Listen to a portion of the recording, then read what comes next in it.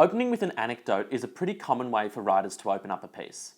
They saw something, or they were thinking about something, or they had a special experience with something.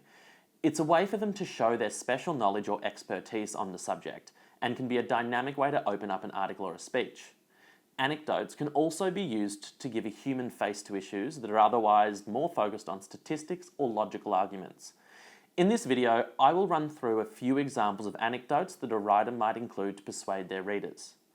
Imagine I'm trying to persuade you to donate blood. I might offer a bunch of statistics on how many people need blood versus how many give, or list off all the reasons a person might require blood in their life. Rationally, you see the need for blood, but then I say something like this. Hayley was 5 years old when she was diagnosed with a condition that required her to completely replace her blood supply once a month. Without the generous support of people like you, she wouldn't be here today as a happy and healthy 10-year-old.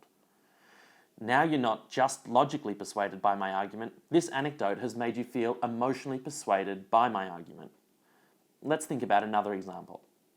Say I tell you a story about myself, a personal anecdote. How can this change our relationship as a writer-reader?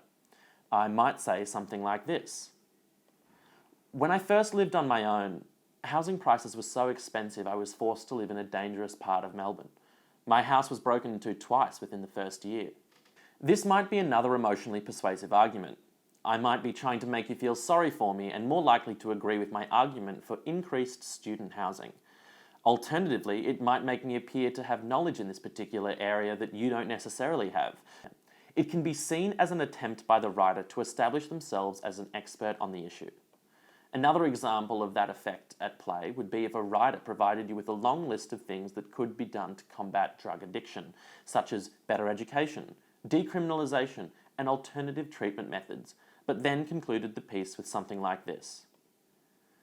Maybe if the government would have listened to these arguments, my son would still be alive today. This statement is incredibly emotionally persuasive.